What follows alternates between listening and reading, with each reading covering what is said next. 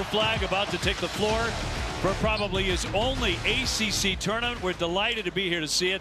Dave O'Brien alongside Corey Alexander and also Angel Gray joining us in a couple of moments. One truly special player. It absolutely has been. Cooper Flagg, the ACC's Player of the Year, the ACC's Rookie of the Year, and runner-up for Defensive Player of the Year. I thought he should have been Defensive Player of the Year. As a matter of fact, he's rated as the #1 individual defender in the nation. So I'm not sure how he didn't make that award happen. However, he's also looking to be an ACC tournament champion and possibly a most outstanding player. This has been dubbed the Duke Invitational. We'll see if anybody can shock them here. Right now, let's toss it to Angel Gray.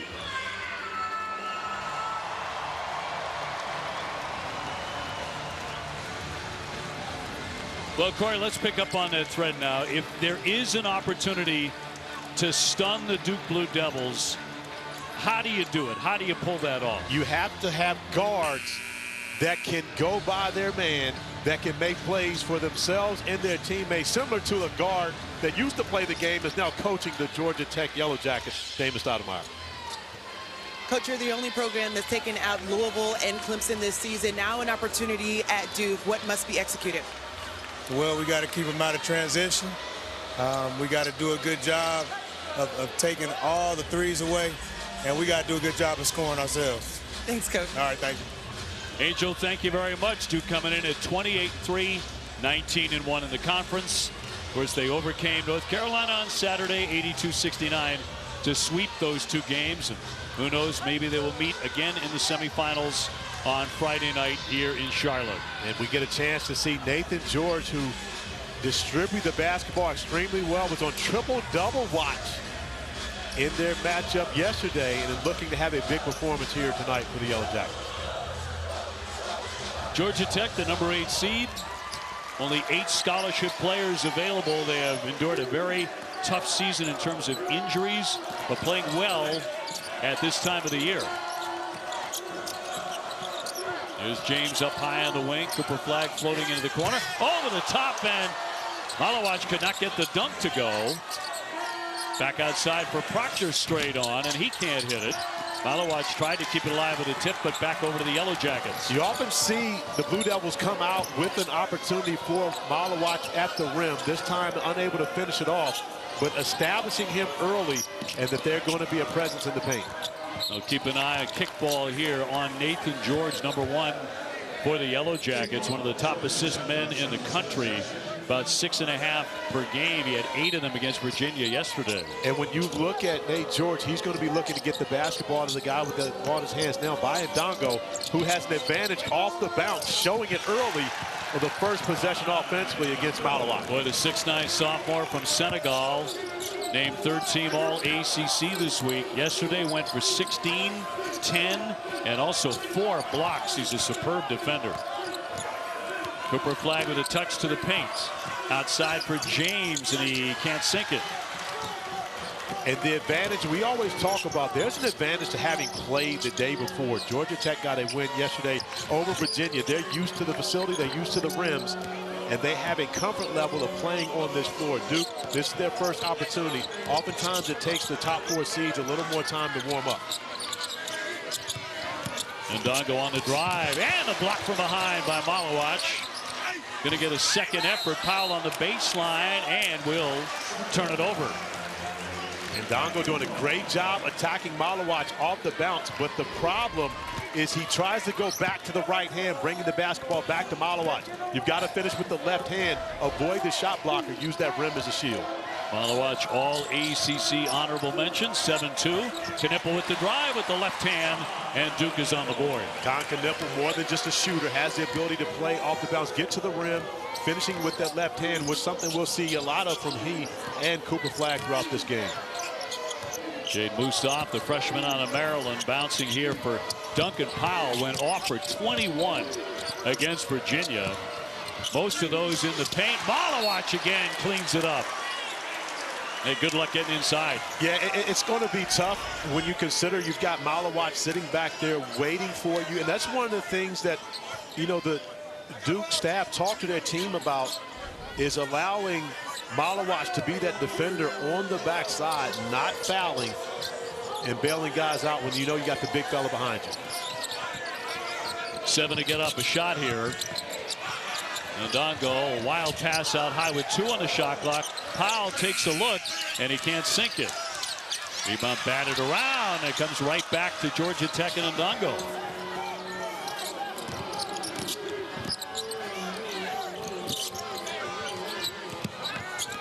Ndongo on Malawatch. That should be very entertaining today. Picks up the loose ball and a whistle with 5 on the shot clock, and Ndongo is down. And on his back, needing some help to rise. And a foul on Con Knippel will be his first. Take a look at the leg. When you see the left ankle of Ndongo getting caught up underneath Knippel's body on that possession, fortunate to avoid a major injury, but a turnover on the underneath out of bounds play. Proctor off a terrific fake. Flag around the back. Proctor lifts and too strong. But look at Con Knippel coming in from out of nowhere to come up with the offensive rebound. Great movement. Another terrific fake. Knippel fakes again and 2. And you see the respect that Ndongo has as a shot blocker. However, Con Knippel, after the pump fake, getting into the body of Ndongo, not allowing him to jump to contest his shot. Duke averaging 83 points a game, holding their opponents to 61. They are ranked as the most efficient offense in the country. George on the attack to the baseline. Here's Powell outside with a long one, and he'll stick the triple. And Duncan Powell, who spent a tremendous amount of time with Bonzi Wells, of course, former NBA legend with the Portland Trailblazers, veteran, and he has really started to play like Bonzi. Bonzi's taking a lot of pride in getting him together, as David Stoudemire is taking a lot of pride in Nate George becoming the point guard that he has. Well, Georgia Tech got the turnover, could not convert on a close one by George and a misfire. Here's Flag. A 3 off the front iron. Duke with another offensive rebound. Flag again. 0 for 2. So a cool start for the Duke Blue Devils. Way downtown, George with a miss. Duke owns the 2nd highest net in KenPom history, as Proctor will lay that one in, averaging 12 points a game coming in. They lost him for a little more than a game earlier this season. You talk about Duke, it hasn't been all clean sailing all the time. It has not, and this is another addition of this year's Blue Devils team. No Jay Lucas, associate head coach, with them at the ACC tournament, as Nate George is able to get into the paint and score. So we've seen multiple Duke teams. We've seen the team without Malik Brown. We've watched the team without Mason Gillis. We saw them without Tyrese Proctor. And now Jay Lucas on the side. No Jay Lucas on the sideline. It's a different addition for this group. That's a voice some of these guys are used to hearing in that huddle. Proctor too long. Specifically that guy, Tyrese Proctor. He's been with them his entire career at Duke, 3 years.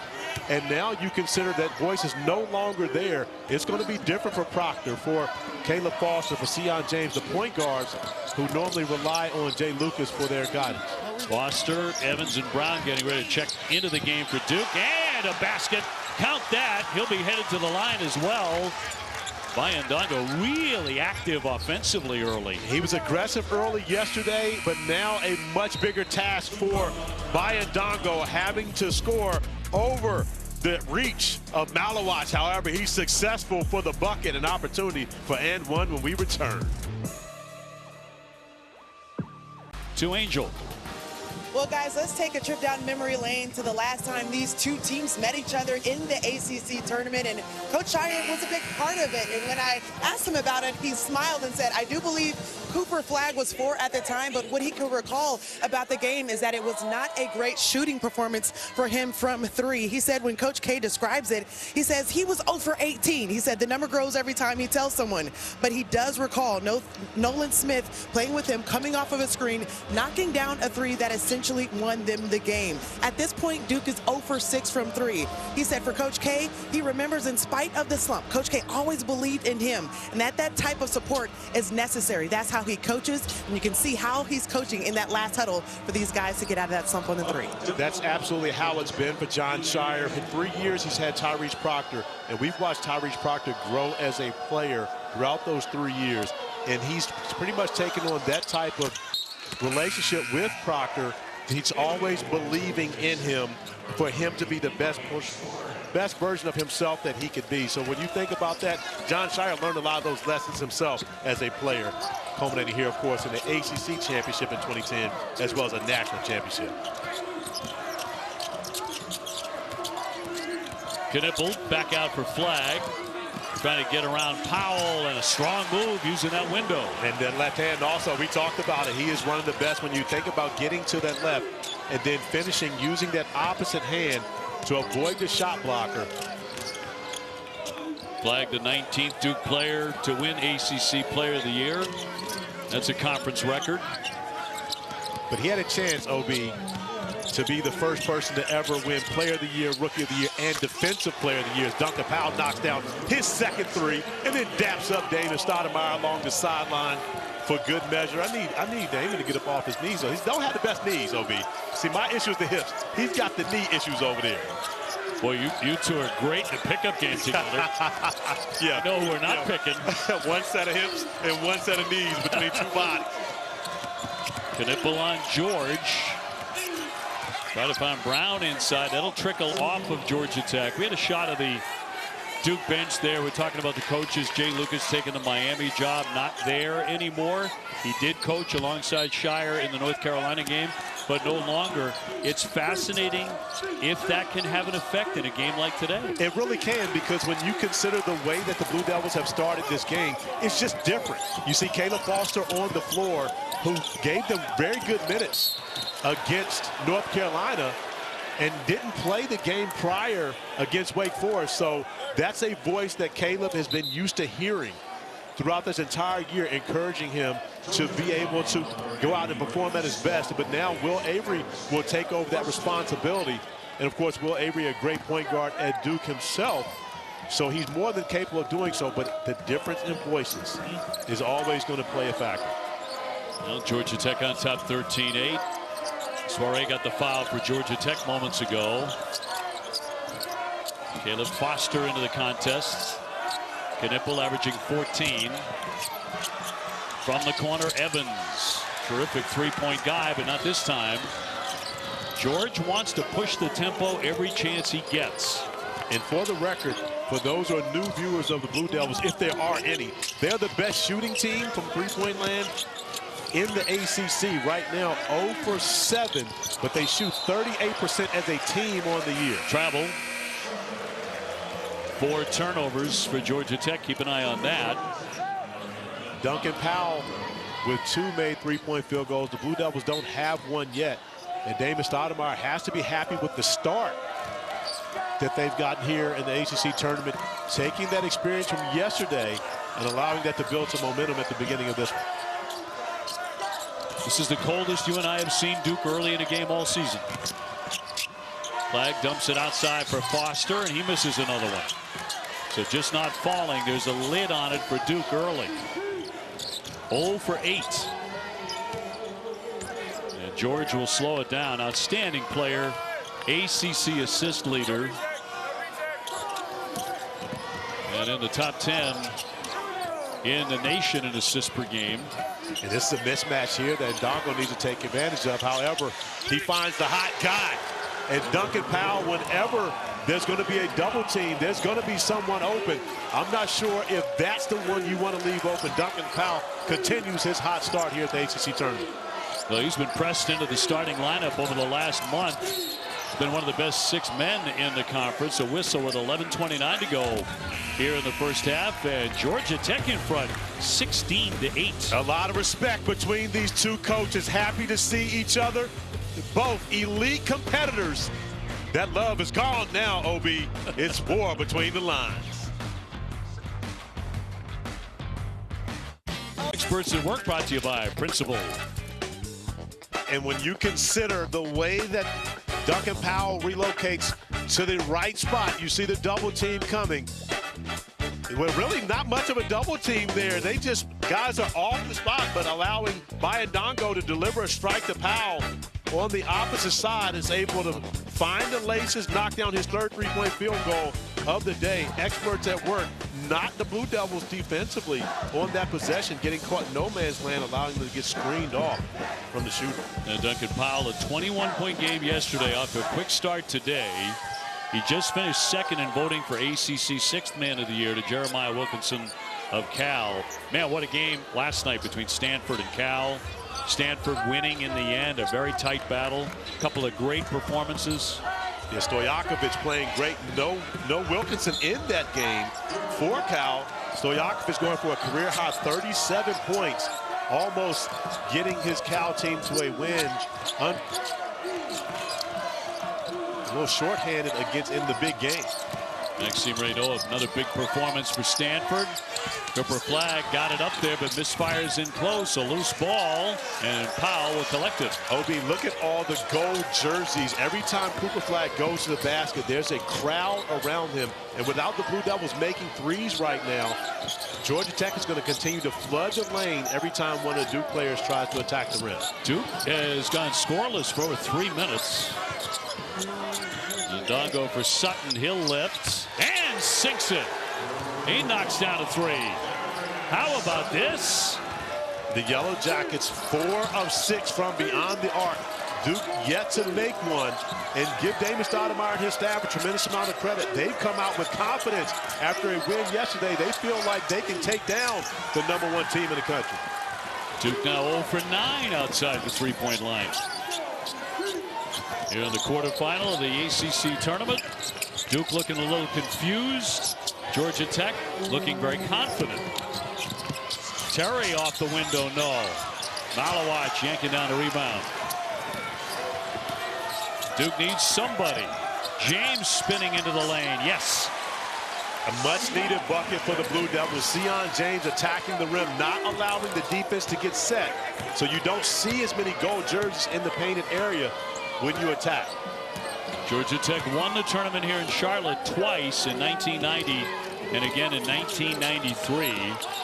They beat Carolina in 93, Virginia in the 1990 season. Nate George with a miss, and Cooper Flag with a board. He wants to go. And a backcourt foul as 2 players go down. Proctor hitting the deck, and he is on his back along with Ndongo. And they're going to get the big guy Ndongo for his first personal foul. And both guys getting tangled up here on the way out. I would have liked to see a double foul on that one. If you're going to, I mean, you got to call something. So I appreciate the fact that there was call, but I think Proctor may have been just as guilty as Ndongo on that one. I think both guys really getting tangled up. Sounded like a car crash. Yeah, oh, it was a hard hit. Both of them hit the ground very hard on that possession. Knipple, a feathery pass. Malawach with a little hook for 2. Nice touch by Malawach there, and also recognizing if he goes up, there's a chance that shot gets blocked with Ndongo coming behind him. The pump fake allows him to get his feet squared and knock down the short jump hook. So 19-12 coming up in the 9-minute mark. Gillis came in to interrupt that pass, and Knipple got shoved. The foul goes against the Yellow Jackets. Darian Sutton was there on the baseline. The foul goes against Lance Terry, and his first. And so Duke trying to turn the momentum. Georgia Tech 17 and 15, and after beating Virginia yesterday 66-60, they out-rebounded the Hoos 44-26 in that win. Proctor loses it, and Ndongo bounces for Terry. He'll slam it. And a great job by Ndongo getting his head up, seeing Terry sprinting right beside him. Normally the guy without the ball is going to be faster. Terry was able to get to the rim quickly and slam it home.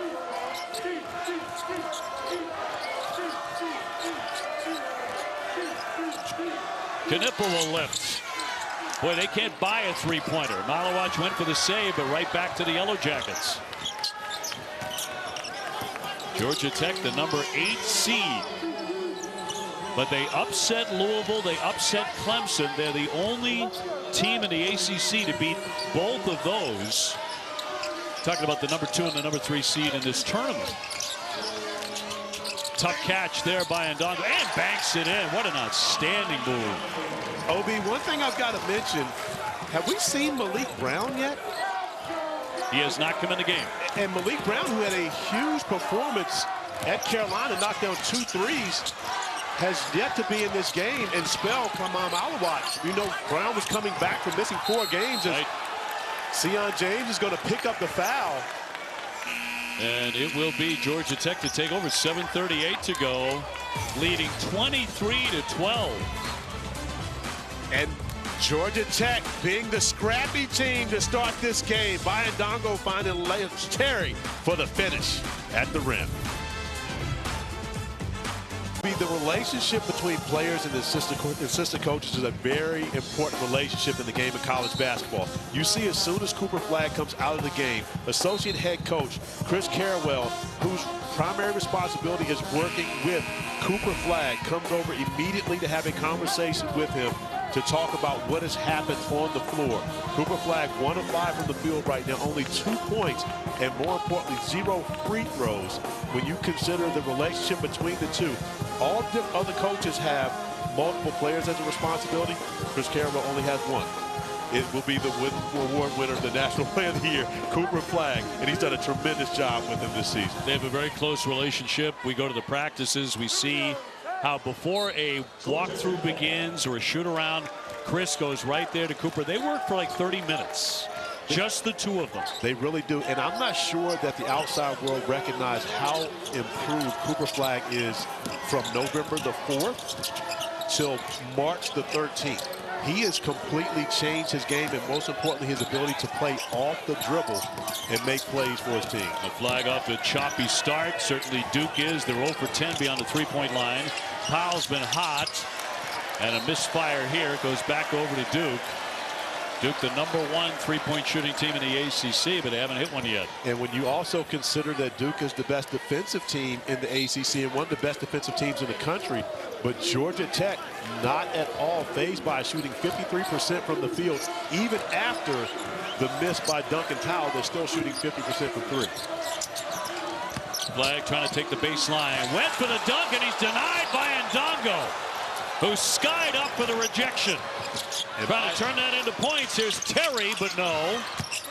Powell went for the save, and he's able to do it, deflecting it off Knipple. And Obi, we've seen Ndongo do this time and time again. He's not afraid to challenge anyone at the rim. This time he wins the battle against Cooper Flagg, trying to go off the bounce. For the Blue Devils, it's do something other than shoot threes. Flagg trying to get to the rim and finish. Ndongo having no parts of that. Ndongo, 3rd team All-ACC this week. Number 4 rebounder in the ACC. Had 4 blocks yesterday against Virginia. Just had himself a moment against Cooper Flagg.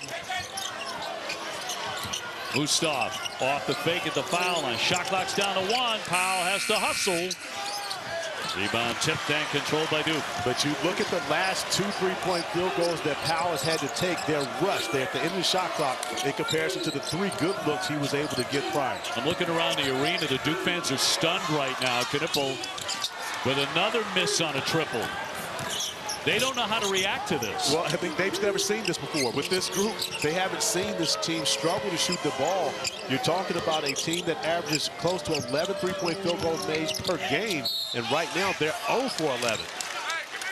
Mustaf will draw the foul. He'll be headed to the line. Back to that sensational block. Well, I'm sure John Shire told his team, hey, don't settle for threes. Let's attack the basket. Cooper Flagg trying to do as his coach asked. However, Ndongo denying the opportunity. And when you block a shot with 2 hands, that's doing something. That's big time right there. But Ndongo going straight up, getting both hands on the basketball, denying the opportunity for Cooper Flagg at the rim. I mean, it's a great block technique-wise and everything else, but it was against Cooper Flagg. Well, I mean, that's it. Well, and Ndongo has seen the video.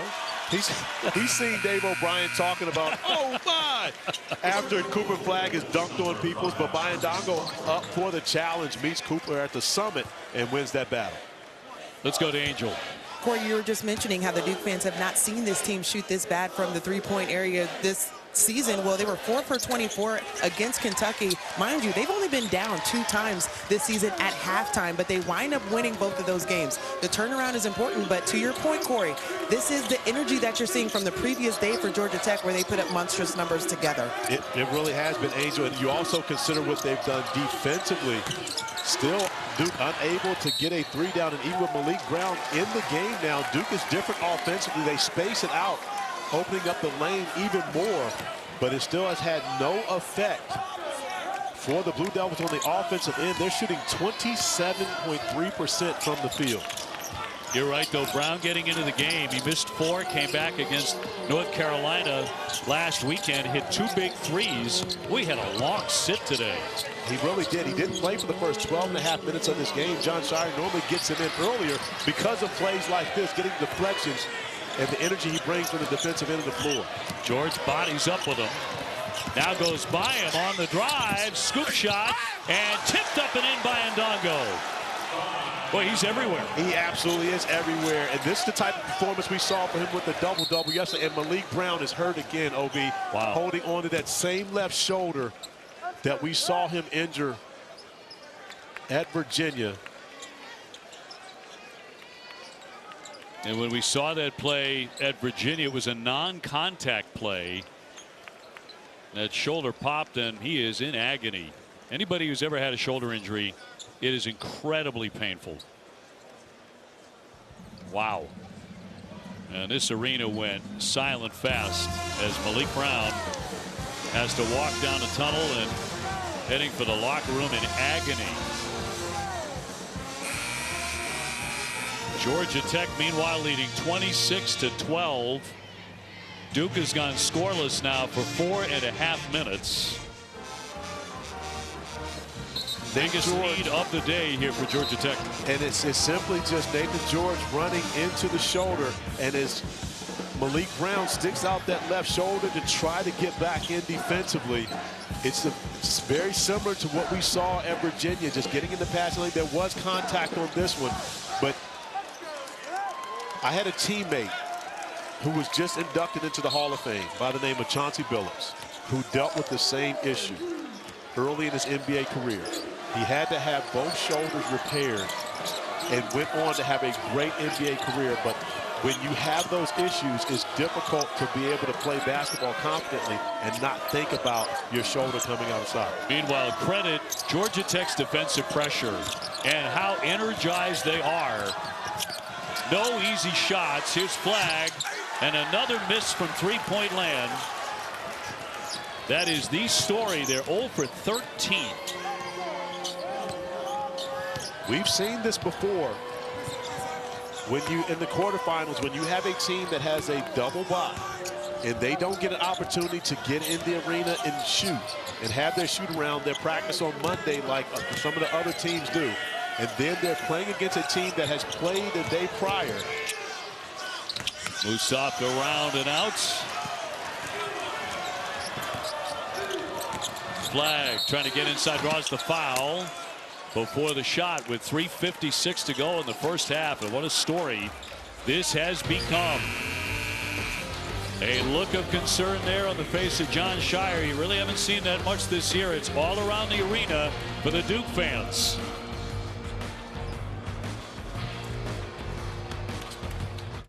It's their first double-digit deficit since they trailed NC State by 13, although they won that game 74-64. When they have been down by double digits, they're 3-1. But just moments ago, Malik Brown leaving the floor.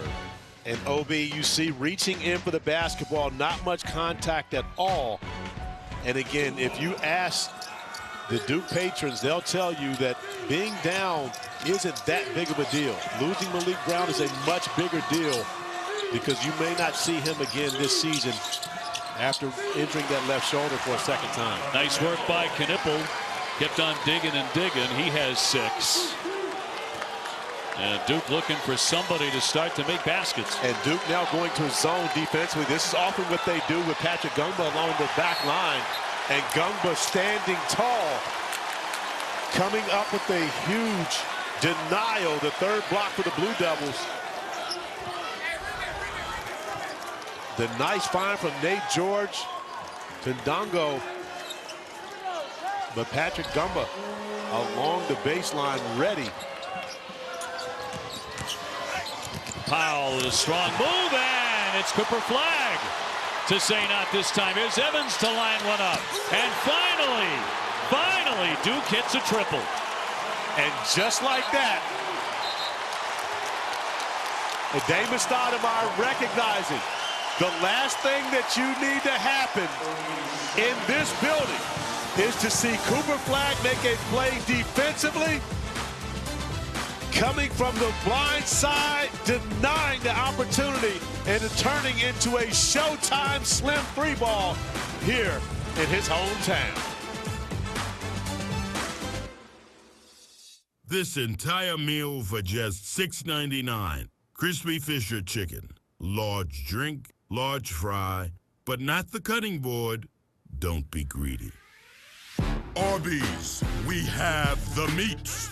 You've earned this, so hold it up high. You don't just give an extra hand, you give your whole heart, because it feels good to raise up the community that raised you. You are a fighter, and this is your reward. Modelo, the mark of a fighter. Ralph Flag extremely excited. Grandfather Dan Bowman excited about Cooper Flag's block on the last possession, and more importantly about Isaiah Evans' three ball off of the defensive stand by the Blue Devils. Step back in the zone once again.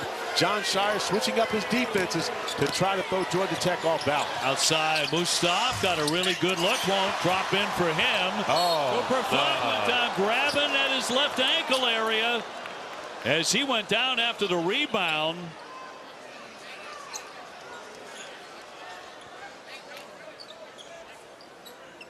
Oh my.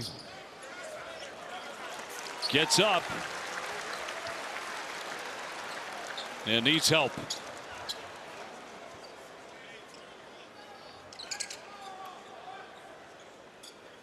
Obi, this just went from bad to worse for the Blue Devils when you consider you've already lost Malik Brown and Cooper Flag needing assistance off the floor.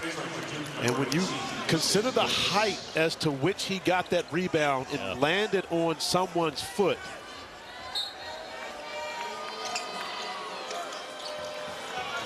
So Cooper Flag, the Player of the Year candidate, in pain on the bench.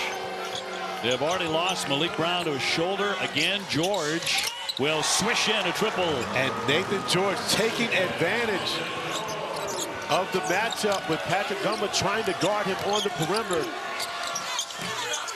Knipple got inside and up and in for two by Gumba. And Big Pat, who gained tremendous experience when Malik Brown has been out multiple times during this season, once with the sprained knee, once with the shoulder, is now stepping into the lineup and giving the Blue Devils big plays on both ends of the floor. Into the corner, here's Powell. Rebound tipped out of play. It'll be Duke ball. 29-19. Take a look at his reaction.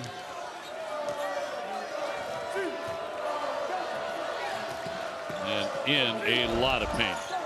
Obi, I've known this young man for a very long time, and he's as tough as they get. For him to come out, Gumba again. Gumba giving Duke a lift, giving them that threat on the interior that you normally get with Cooper Flag attacking the basket. Gumba doing it differently, but just as effective. But back to Cooper. For him to go sit down, he is truly in pain. You saw him jump up. He wanted to walk it off, but that ankle would not allow it to happen. Powell banging underneath, went for the reverse, not there. Duke to push it. Long one coming and swished in again. It's Isaiah Evans. We saw Jalen Withers do it yesterday, coming back to his hometown of Charlotte, North Carolina. Isaiah Evans is back home, OB, and he's starting to heat up. And Ndongo turns and fires. No one defended him. He has 11 in the first half. His flag needs help to get off the floor. Heading for the locker room, and a whistle with 41.3 to go in the first half. And that is a sight that makes Duke hearts drop all over the country. Man, did this place get some kind of quiet on this play. Look how high he was. And then you consider how far he's coming down to land on the side of that left ankle. Painful to watch. And again, it doesn't get much tougher than this young man, OB, but it's hard to come back from a roll like that. Goodness. Proctor at the line. And Duke has tightened it up 31-26. Sion James back on the floor now for John Shire. And Evans out. He's given him a nice lift off the bench, as he often does. The McDonald's All-American. Final seconds of the first half. A fascinating half it has been here in Charlotte, North Carolina in the ACC quarterfinals. Powell kicks it back out. Mustaf on the drive. Terry got airborne. James stuck right with him. Then he drives the baseline, and Gillis comes up with a loose ball. And a strong stand by Gumba, denying that opportunity at the rim. Give Patrick Gumba a tremendous amount of credit. Kamau Malawatch with 2 fouls. Malik Brown out of the game. Gumba stepping up on the defensive end, offensively as well. Introducing Applebee's new Big Easy menu, starting at $11.99.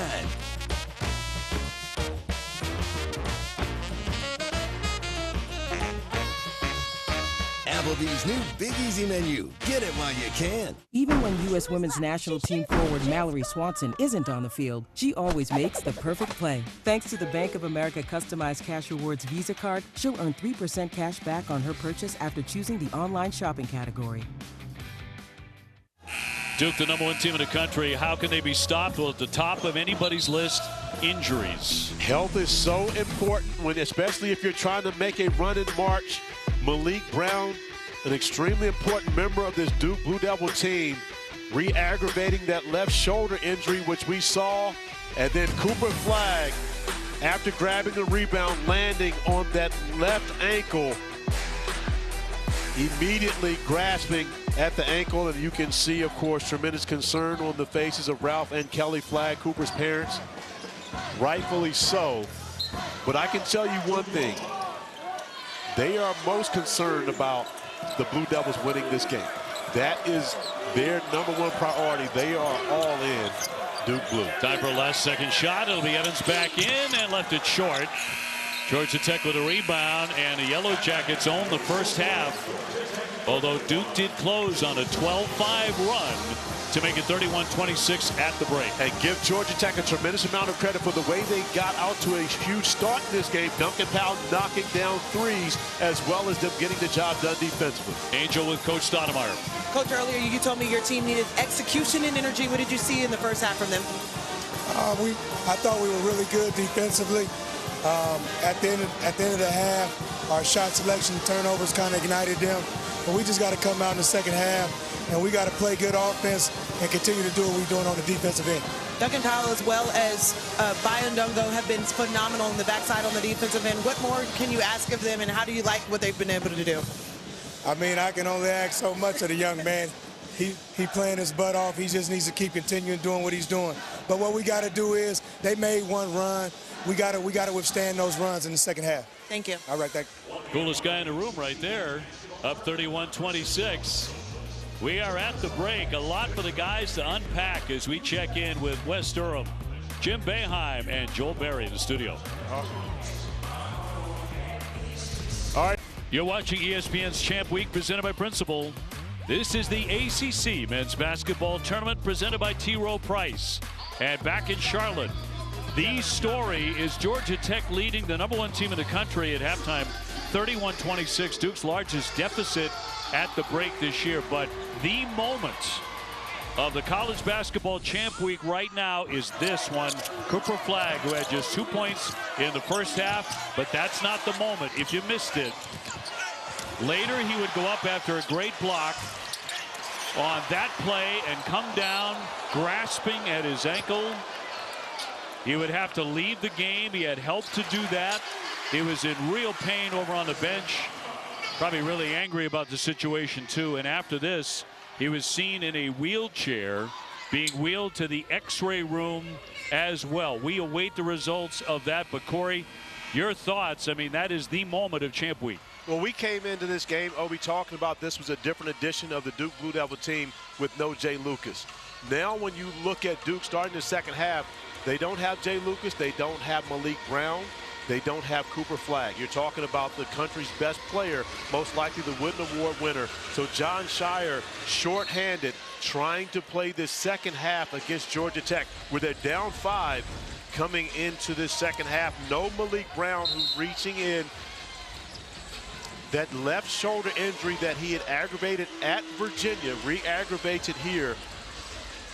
About 4 minutes into playing time for Malik Brown. So Mason Gillis will start the second half in Cooper Flagg's spot. But right now, Jon Scheyer and Chris Carrawell trying to figure out how they win this game against a Georgia Tech team that's playing very well without 2 of their rotation stars. Ndongo, meanwhile, 11 points, 3 rebounds. He has been outstanding. Duke 2 for 16 from three-point land. They missed their first 13.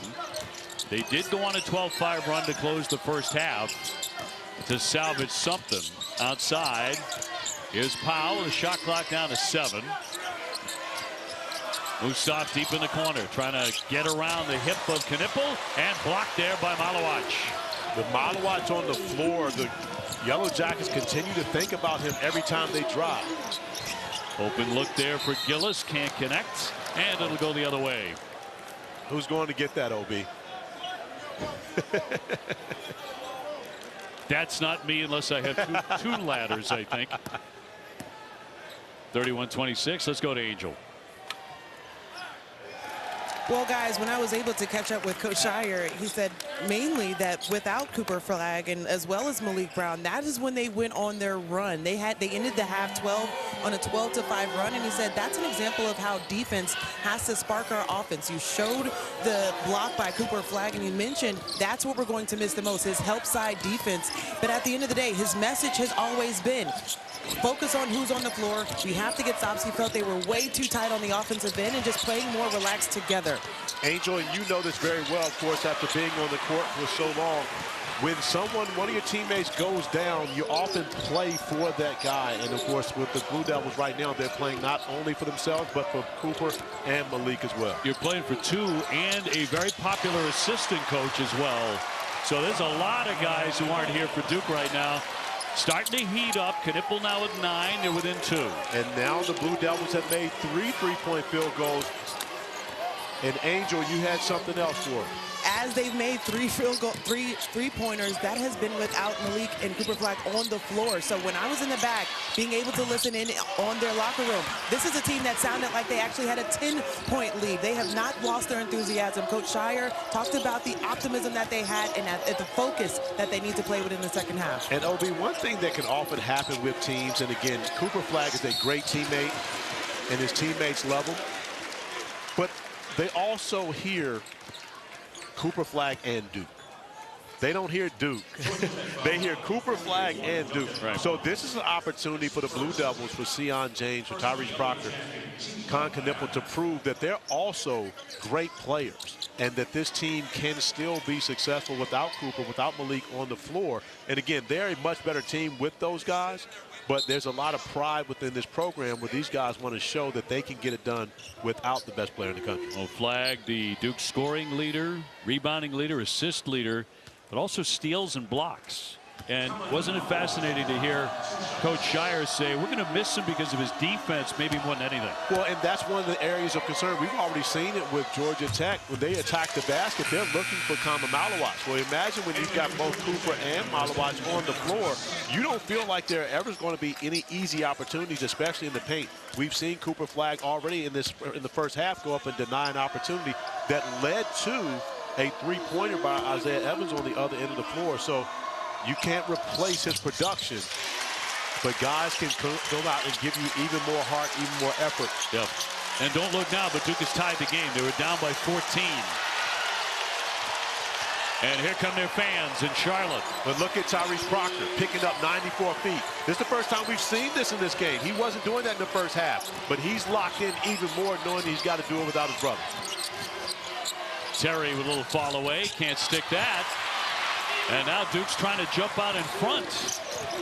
They've been trailing all day. Gillis straight on, around and out. And again, the three-point shooting continues to be an issue for the top three-point shooting team in the ACC. The roof may have come off this building if he did knock that one down. Not kidding. The pass will float out, and a whistle with 17:26 to go in the contest here in the quarterfinals. And a foul will go against Tyrese Proctor. Well, North Carolina's next. R.J. Davis about to take on Wake Forest, the 5-4 game in the quarterfinals. What is running through his head right now, having watched that first half and seen the injuries to Duke?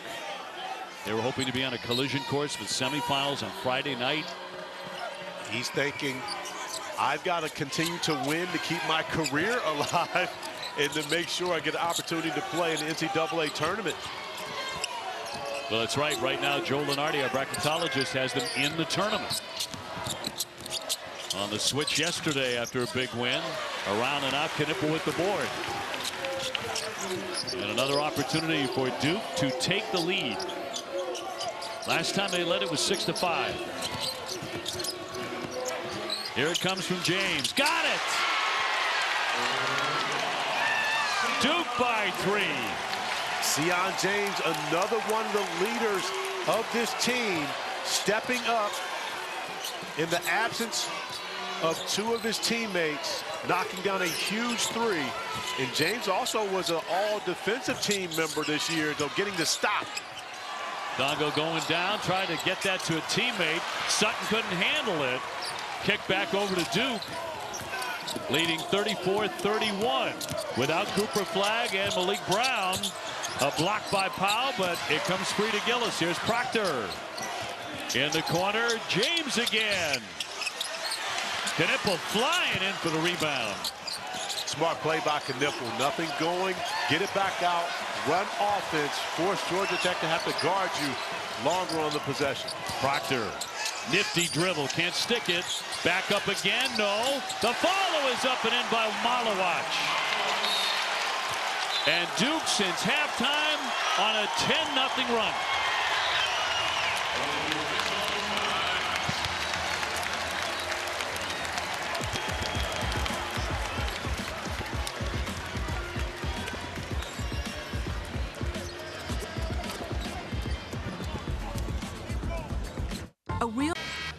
ESPN's exclusive presentation of college basketball is brought to you by Principal.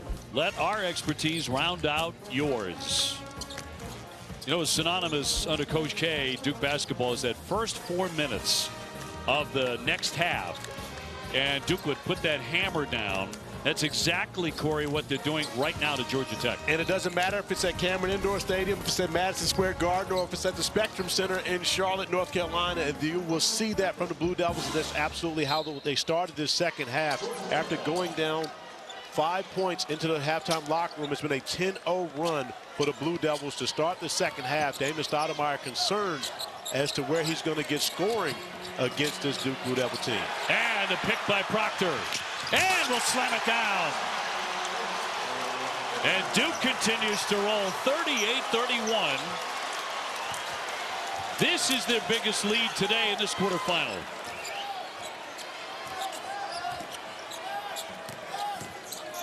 The Yellow Jackets need a hot hand. Terry averages 15 a game. Working on Proctor, who goes down on the seat of his pants, but a bad misfire. And it'll be kicked out off of Duke with 15:09 left. Tyrese Proctor making plays. Doing the job defensively, coming up with the steal. Also the highlight to give his team a 7-point lead.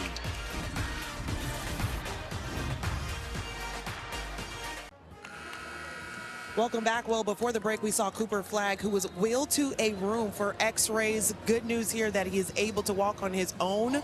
Coming back to the floor, this is back in the tunnel where he was getting looked at for his ankle. Yes, Duke is on a 12-0 run, but the fans in this building were cheering for him, walking all the way back to the bench. He's officially ruled out today because of the ankle, but to see him on the floor, Corey, you mentioned how tough this guy is. He wants to be here for his team and hopeful for what goes on moving past this game. He absolutely is, Angel, and even more encouraging watching him walk out. No boot. Without a boot. Without a boot. He's got on his, of course, his Think Pink Kobe 6s.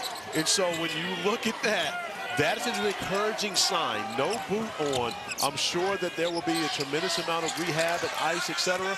But normally, if there is structural damage, you would be in a boot or even worse, a cast. But without him, Duke has surged into the lead. They're making some shots. They're on top 38-33 without him and Malik Brown also out of the game and will not return. An errant pass. Proctor went for the save. What a save at midcourt. This really is a moment for Tyrese Proctor to step up, and he has absolutely done so for the Blue Devils here to start this second half off on that three. But you can see he has an extra bounce to his step, knowing that he has to take over that leadership role with Flagg off the floor. George can't hit. He's run cold. And if you missed it, we will show you the injury to Cooper Flagg a little earlier. The alley-oop doesn't get there, but Proctor picks it off. And again, it's James. Too strong, and a whistle in the paint.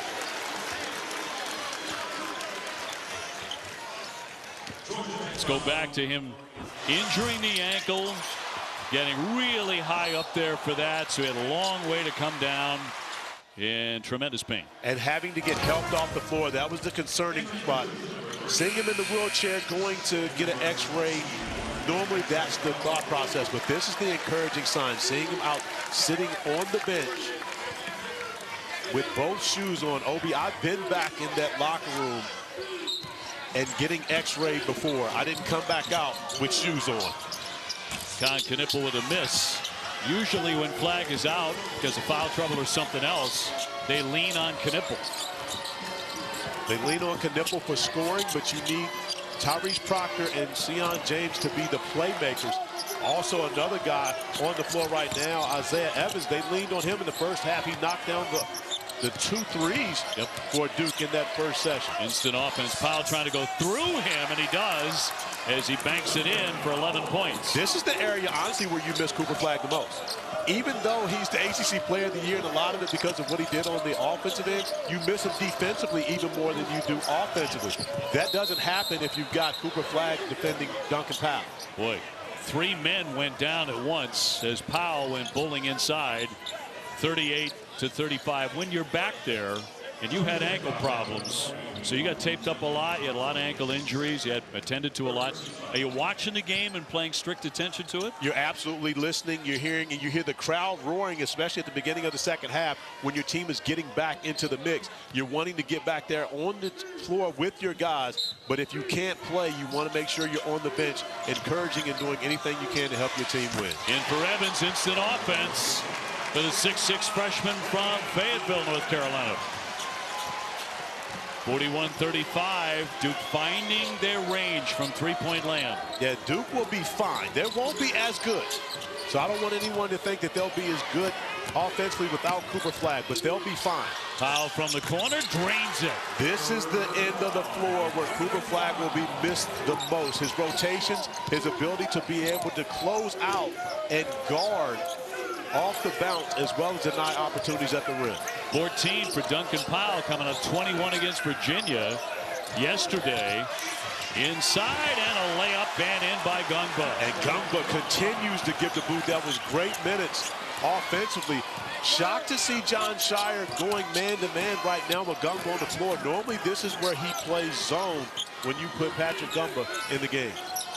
Longo set the screen out for Terry, who's been really quiet for a couple of days here. He wants to heat up. His bucket gives him 4. And Duke by 3, under 12 minutes to play here in Charlotte.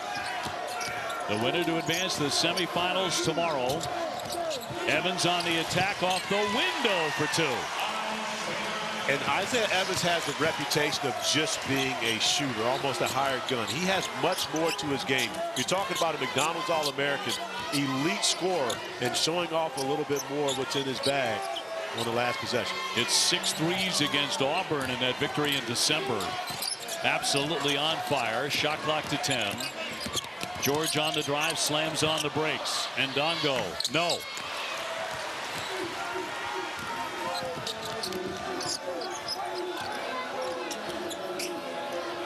Here's Knipple. Yes! A triple on the money. He has 12 points. And when you try to shortcut the screen, you often get burned.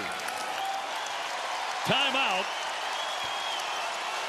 At 11 minutes to go, and Duke has built an 8-point lead after trailing by as many as 14. Cooper Flagg unavailable to help his team on the court, however, still supporting from the sideline. It's all about the brotherhood here in Charlotte. 5K. Phillips 66 Big 12 Men's Championship. A close one yesterday. Kansas, stunningly, as the 6th seed, needed overtime to knock off UCF 98-94 to move on. And how about Colorado, the 16th seed, beating West Virginia to move on to go up against one of the country's best in the Houston Cougars. Kelvin Sampson trying to win a Big 12 tournament. And they take his team to the Final Four and possibly a national championship, which is the only thing missing from his Hall of Fame resume. Duke Blue Devils were down 14 in the first half, 5 at halftime, their largest deficit of the year. They are without Cooper Flagg and Malik Brown the rest of the game because of injury. And yet they lead by 8 against Georgia Tech, trying to spring the upset. But they need a comeback. They need a hot hand. Mustaf on the dribble, almost lost it. Shot clock to 5. Terry outside. Terry on the crossover dribble, and yes. That was a much-needed bucket for the Yellow Jackets, not only to get them close to the Blue Devils, but also to get Lance Terry feeling good about things. His first 3-point field goal of the game, 1 for 10 yesterday, and he's the leading scorer for Georgia Tech. Dunba has it knocked away, and a foul. And Soiree down, the 6'9" freshman took a shot. 48-43 at the 10:22 mark. And take a look at this one as Gungba went into him, caught him with that elbow. Yeah, the elbow coming down afterwards, and that may have our officials going over to the monitor.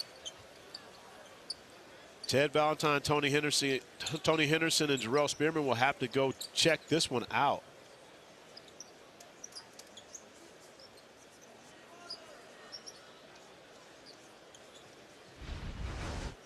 As you see Gungba going up, this is all basketball, but the coming down part, this could be upgraded. It could still be a foul on Soiree, but this absolutely could be upgraded to a flagrant 1 foul on Gungba. I don't know that that's a natural follow through on the shot. And the freshman up with a towel on the face. He took a nasty shot. I'll tell you what, this floor is not for the meek of heart today. It absolutely is not. As they'll have to clean up some blood. That's a tough hit. This quarterfinal round of the ACC tournament, very physical. And Soiree has to head for the training room as well, and Duke's got to work out in the first half, and now it'll be Georgia Tech. And the officials did go over and look. They're not going to come away with anything additional. After that, just a common foul. There will be no upgrade on that one. So the foul is on Soiree, the man who just left bleeding. Yes, and again, when you take a hit like that, I'm honestly a little shocked that they didn't come away with anything for that, simply because it was after the play. The whistle had already blown. And again, Patrick Gumba's not a dirty player in any way whatsoever, but whenever you have contact as such, you would think that you possibly will have some type of upgrade on that. Well, got a legend in the house, another one, and the great Roy Williams. Game 2 coming up. North Carolina, the winner of this one, advancing to the semifinals on Friday. North Carolina taking on Wake Forest. So we look forward to that one on ESPN as well. George with a pull-up. No, well short. But look at what Duke's defense has done in the second half. They have bottled up Georgia Tech, not allowing them to get the driving lanes that they saw early. As Dongo does a great job three-quarter fronting and coming away with the steal. George trying to feed inside, but a foul first. And again, if you're just tuning in, Cooper Flagg went up high for a rebound, turned his ankle, went down in a lot of pain, needed help coming off the floor. This was all in the first half. He was in a wheelchair going to the x-ray room down the tunnel, but he did return, not in a boot. A great sign for Duke, but he won't play the rest of the day, nor will Malik Brown, who missed games because of a shoulder injury, and he re-injured that today in the first half. They're both out for the rest of this one. Cross court, Powell, who's been a dangerous man in this tournament, taking on Knipple one-on-one. Looking for the pass, and he threw it away. They've turned it over 9 times.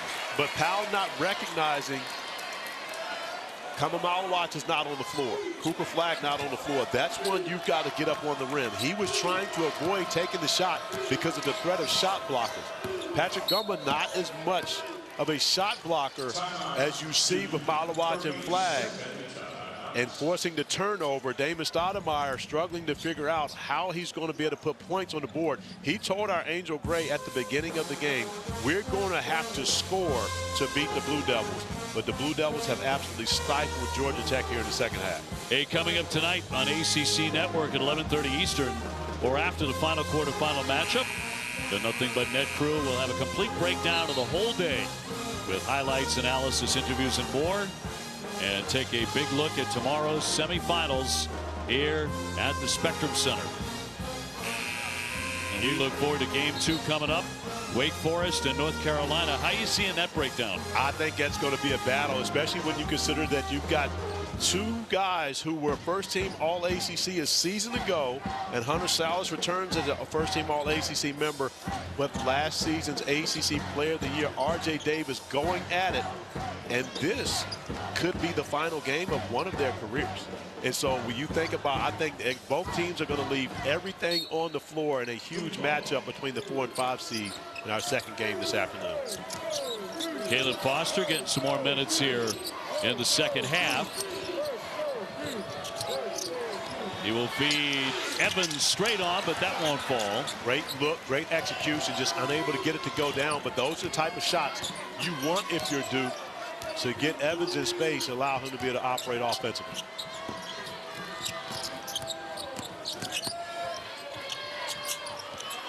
Ustav goes down. Knipple trying to guard him. Still spinning and spinning, and a tie-up. Possession error will take it the other way. So it'll be Duke ball with 8:47 to go. Isaiah Evans knocked down the first 2 3-point field goals of the game for the Blue Devils, also showing off his ability to get to the basket. When Duke was struggling from 3, Evans came in, knocked down their first 2, and he is letting them know, this is my city. I am from here, and I've got family and friends in the building, and I am going to give you a show, because that's the only reason they call him Showtime Slim, OB. Much like Jalen Withers, I mean, for North Carolina. Yes. Lighten up as a Charlotte guy. One triple after another. Malawatch with the slam as Knipple alley-ooped him. And those 2 guys tried to connect on the first possession of the game for an alley-oop. It was unsuccessful. This time, Malawatch able to finish above Dongo. A lot of people felt that Con Knipple should have been first team All-ACC. He was second team as the voting came out. And Ndongo blowing by and no on the slam. He's had a very different second half. Here comes Evans. Wide open to nail it. He has 14. And all of a sudden, Duke in front, 54-43, their biggest lead. Mustaf trying to answer. He can't. Proctor with the board. He's going to push it. Knipple lines one up. I think the roof would have come off. It absolutely would if Knipple knocks that one down. Of course, you're going to always have a strong Duke contingent in any arena you go to, but especially when you're in the state of North Carolina. Terry needs to heat up fast, but that won't fall. He's in a very chilly tournament. Malawach, he'll draw the foul. Trying to contain the big guy. Georgia Tech commits the personal. Well, you don't have the best freshman. However, you still got some pretty good ones. Con Knipple, Common Malawach connecting for an alley-oops upside your head.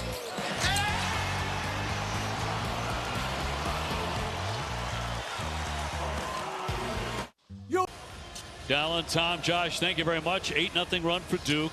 And in the second half, they have outscored Georgia Tech 28-12, and again, without Cooper Flagg. And when you consider the defensive effort, Georgia Tech 0 for 5. They've shot 26.3% in this second half. Only 2 of 7 for 3. So Duke has turned the effort up on both ends of the floor. And oftentimes, when your defense gets going, it helps you on the offensive end of the floor. It says an awful lot about the makeup of this Duke team. Knipple outside for Evans. The step, the fire. Doesn't miss many of those. 7 minutes to go. Georgia Tech looking for another big run. They had several in the first half. By Ndongo. Got it to Terry. Terry with the kick for Ndongo. Another missed slam, but a foul this time. But you get the benefit of the doubt when you try to dunk it. That time he tries to hammer it home with the left hand. If he lays that up, first off, Common Malawach is going to smash it against the glass. But by Ndongo trying to finish strong, he's able to get an opportunity at the free throw line to put points on the board. James with the personal. And 2 shots coming. Ndongo, third-team All-ACC. Had 12 double-doubles this season. He had 4 games of at least 20 and 10. In his sophomore year, starting to become a star in Atlanta. And we have you covered on Selection Sunday once again. 6 o'clock Eastern, Sports Center. Recently, guys, looking at the men's field, followed by bracketology. And at 8, the women's field of 68 revealed with bracketology and a complete breakdown at 9 Eastern on ESPN2. Ndongo second. His first points of the second half. That's a major story. Duke, of course, by Lenardi and company, a projected #1 seed. North Carolina on this floor next. Georgia Tech now going to the zone defensively. Gotta imagine they had a hard-fought win yesterday against Virginia. Oh, Knipple again. A great execution by the Blue Devils against the zone. And it was everyone, Justin Robinson, Chris Carroll, Josh Dyer, everyone was up, pointing to spots where they wanted them to go. The 6th assist for Knipple. George with a spin, another short one. Knipple and Malawach. And once again, racing to the other end to play defense. By Ndongo at the block. Terry, hey, quick strike, and he'll be at the line looking for a 3-point play. And Damon Stoudemire still trying to figure out how they were able to penetrate against the zone. I believe Ndongo had a little help on this block. I think the rim actually got it first, but Lance Terry attacking one-on-one, able to finish against Sion James in transition. Ndongo 6 blocks in the tournament. 2 more today. 56-47 Duke. But Terry at the line, he makes 72%. Ndongo averaged a double-double in ACC play, OB. He really got so much better as the season went along. It's part of the reason why Georgia Tech has won 9 of their last 13 games. Malawacz off for Proctor. Proctor jumping in the paint. The tip really well done by Sion James. And very few teams have a point guard at 6'6", and who knows what he weighs, but we know he's stronger than pretty much everyone on the floor. And Sion James that can get inside the defense and tip in. Missed opportunity. Yeah, shoots over 50%, makes his threes, and doesn't turn the ball over. Powell's been kind of quiet as of late, starting to heat up again with a three-pointer. And Georgia Tech's going to need much more of that down the stretch. Duncan Powell, who was the hero yesterday for the Yellow Jackets, coming up with a big bucket to get the lead back to 8. 5 minutes to go in Charlotte. Knippel threading inside, banks it in, he'll go to the line. He's had a really nice couple of series here. And with Flagg on the bench, once again, Knippel showing up. But you like Knippel being aggressive, getting downhill, attacking off the bounce, not just relying on his jump shot. As we see his mom, Sherry, who was a great scorer herself, checking out her baby boy doing his work. Her baby boy at 6'7". Named to the ACC All-Rookie team, second team All-ACC, 14 points a game, and number 2 in minutes for Duke behind Cooper Flagg. So it's Duke on top, 61-50.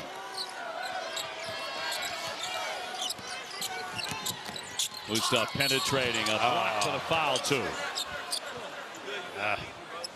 And Mustaf is down and grimacing, but back on his feet. The foul on Malawacz will be his 3rd. Mustaf attacking. You see that left ankle turn on the foot of Malawacz. Fortunately, able to get up, walk it off.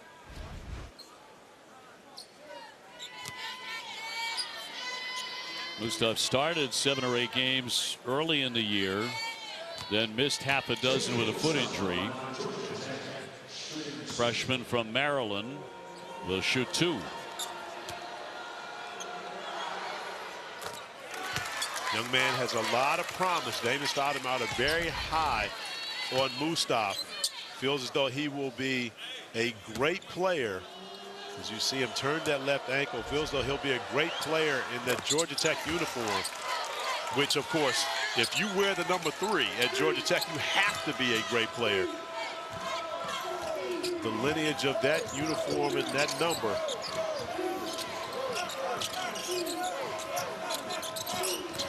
Knippel looking to break free. On the drive, and it spins in.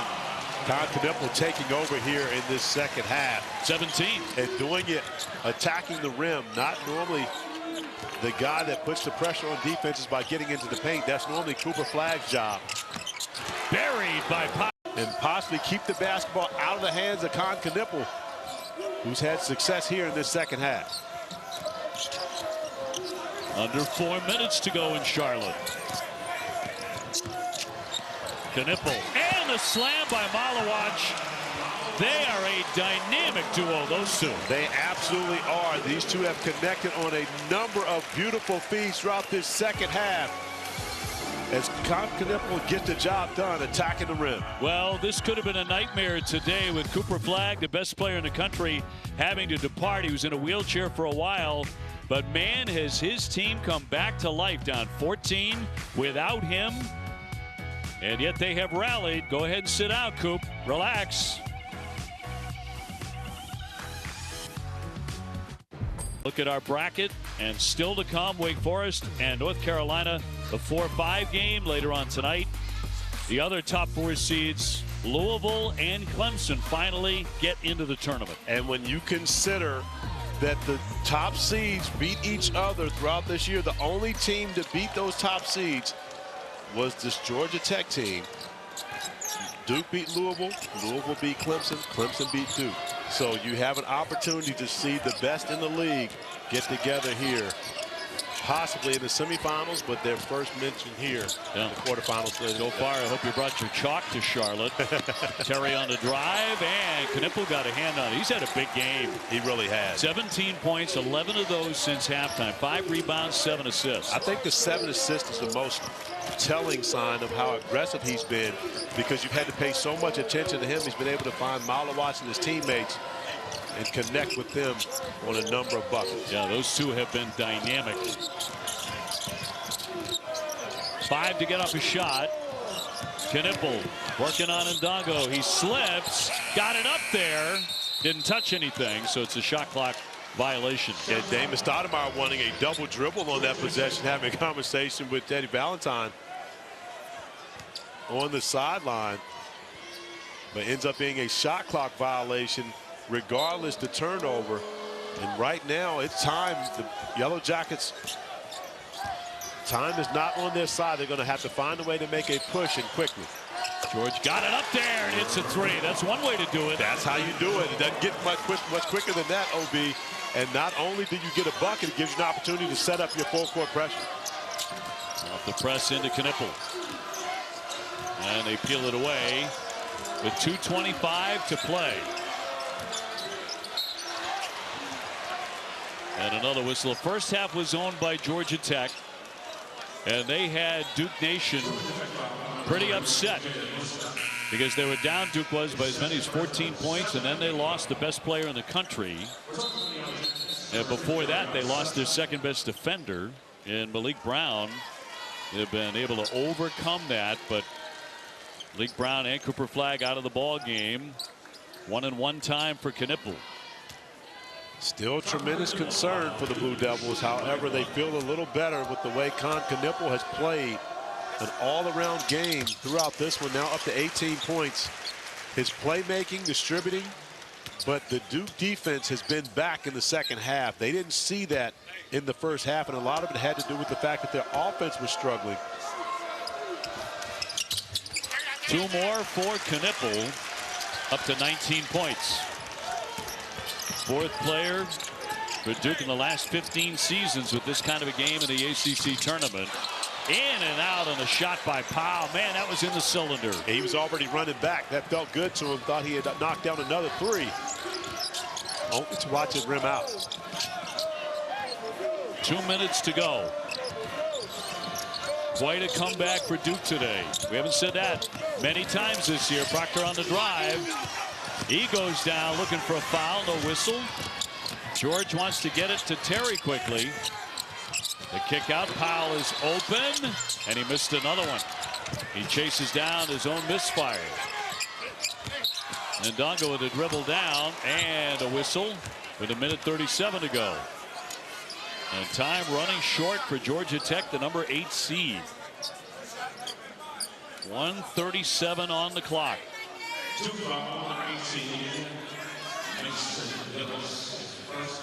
And so that'll put Terry at the line. The foul on Mason Gillis will be his first. I should say not a shooting foul. George will check it in. And Ndongo, who's been impressive here in this tournament. Sutton is open. Yes, a 3 on target. And that's been 2 threes that the Yellow Jackets have been able to make in the last couple of minutes. So they're actually getting some opportunities. Got it down to 6, but they're going to have to find a way to get stops. 1:10 to go. Duke using the clock. Knippel's fouled over the back by Sutton, who picks up his second. 1:06 to go, and it will be a 1-and-1. And you don't necessarily mind the foul because you don't allow the Blue Devils to kill more clock. The problem is you're sending their best free throw shooter to the line, and Knippel. Yeah, 91%. 3 for 3 today. 19 points and counting for the freshman out of Milwaukee.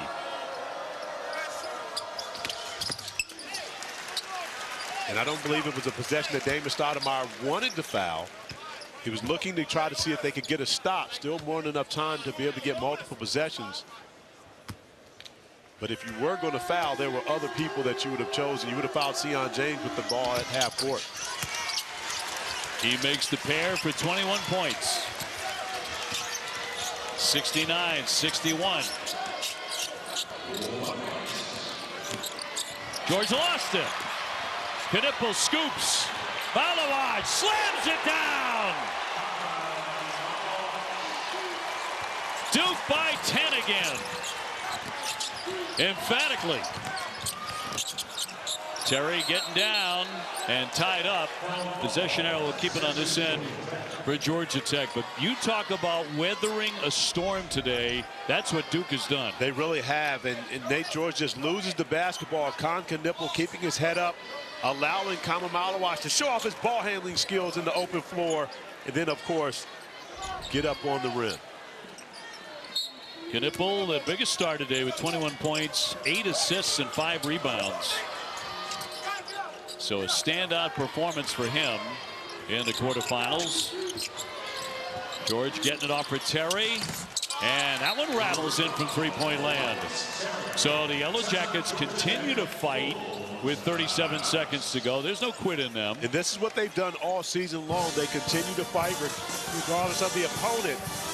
And the guys giving every bit of effort they have, just haven't been able to get the job done on the offensive end. David Stoudemire told us pregame they're going to have to score to beat Duke. 64 points, not enough when you're going up against the best offensive and defensive team in the league.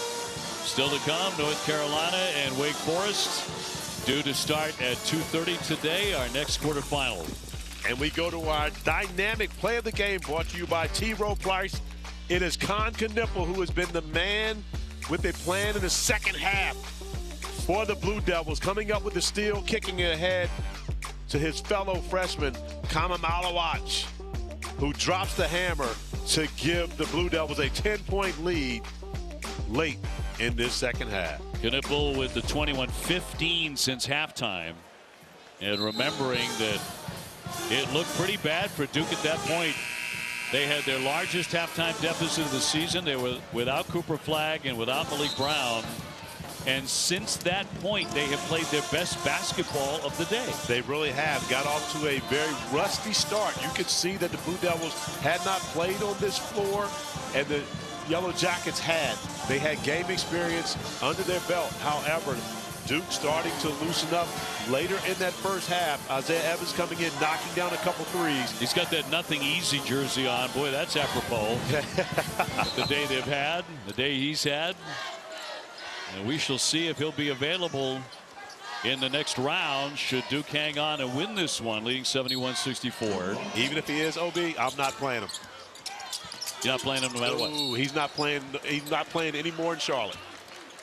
He's got to sit, because at the end of the day, when you consider what the goal is, again, John Shire's won an ACC tournament championship already in his 3 years. He did that in his first year. You have enough with this team without Cooper Flagg to try to win an ACC tournament championship.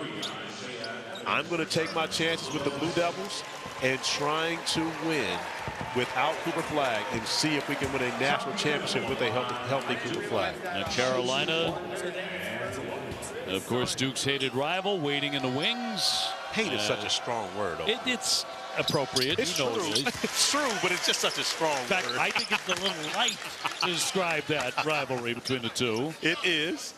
Just a little light. Knipple 22 and come. And of course, if they do clash, and North Carolina's got to get by Wake Forest, the number 4 seed, but if they do clash in the semifinals, Duke will be trying to beat them for the 3rd time this season. It's very tough to do. I've heard that. However, I got smacked by North Carolina in '93 twice in the regular season, and then they beat us again in the ACC tournament here in Charlotte. So it wasn't that difficult for the Tar Heels that year. The Tar Heel team did go on to win a national championship, so I shouldn't feel too bad about it. They're awfully good. 25.7 to go. 73-66. And 2 shots coming here for the Duke Blue Devils, trying to salt this one away at the foul line in the quarterfinal round.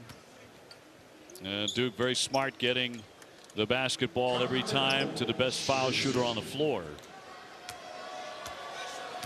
And for Damon Stoudemire, a couple of really nice wins this season. Upsetting number 21 Louisville and top 25 Clemson in that wild triple overtime game. So it had some really nice moments. They absolutely did. They dealt with more injuries probably than anyone in the league throughout this year. Damon felt really good about his team coming into the season. Finished the majority of this season with 6 to 7 scholarship players available. But when you look at the star stories for the Blue Devils this afternoon, it was the freshman that stepped up, and not the freshman that you would expect. Right. But three freshmen for the Blue Devils with 24 and 14 points respectively. Knipple again, and once again they'll foul him. With 14.2 to go. Duke on the edge of their 29th win of the season. Duke owning the second highest net rating in Ken Pom history. Only the 98 Duke team was higher. And Knipple to shoot 2 again. And he has been Duke's brightest star today, with Cooper Flagg unavailable for a huge chunk because of the ankle injury.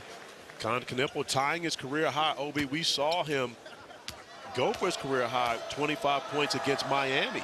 So with this free throw, no jinx. He has now set a new career high in his first ACC tournament game.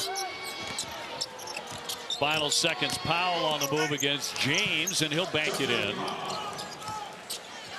6-point game, 6.7.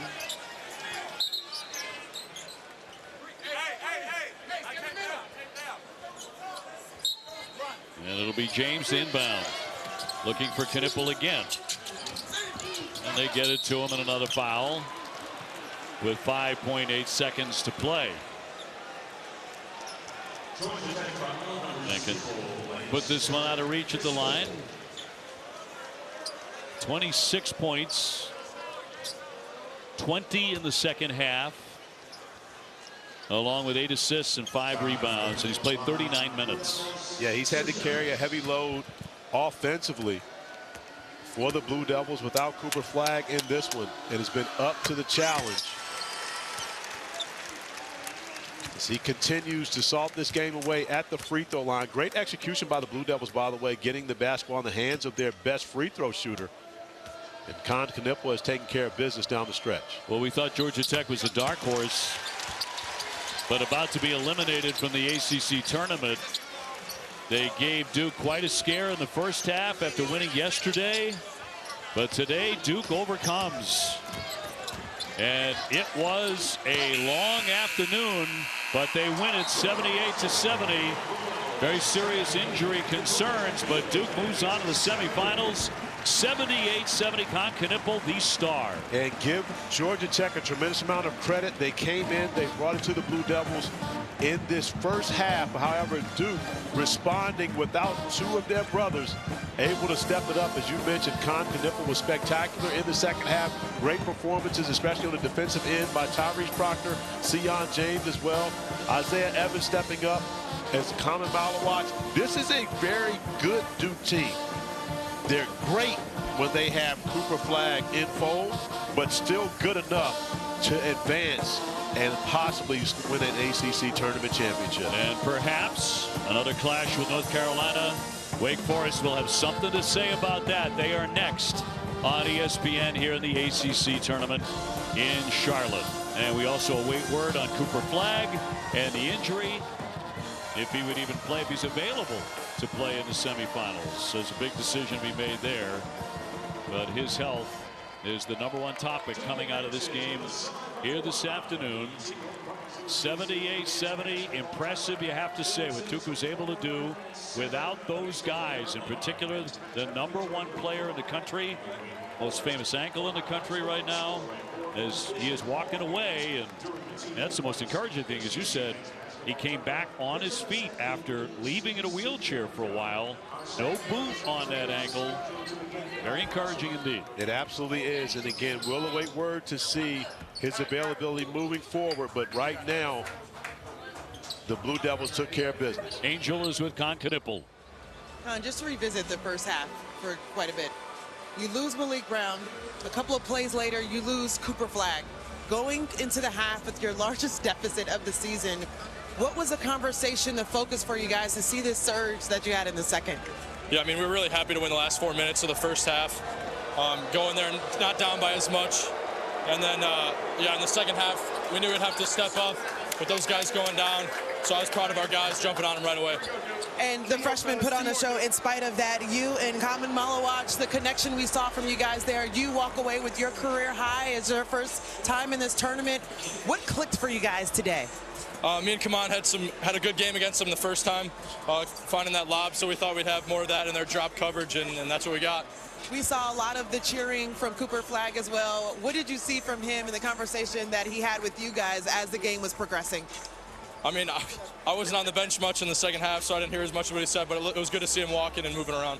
I remember talking to Coach before the game, and he said this is a resilient group. Seeing you guys start the game 0 for 10 from the three-point line, and to see you guys come together in the second half, how do you describe what shifted for you guys offensively? Yeah, I mean, I thought we got stops, which helped, and we got on a run, and Slim came in and hit some big-time threes. All right, well, we'll see you tomorrow. Congrats on that. Thank you. Appreciate it. Duke on to the semis, 28 for Knipple. Huge second half. Also had 8 assists in this one. College basketball live coming up. And for Angel Gray, Corey Alexander, and our entire outstanding crew, I'm Dave O'Brien. Now to West Durham, Jim Boeheim and Joel Berry in the studio.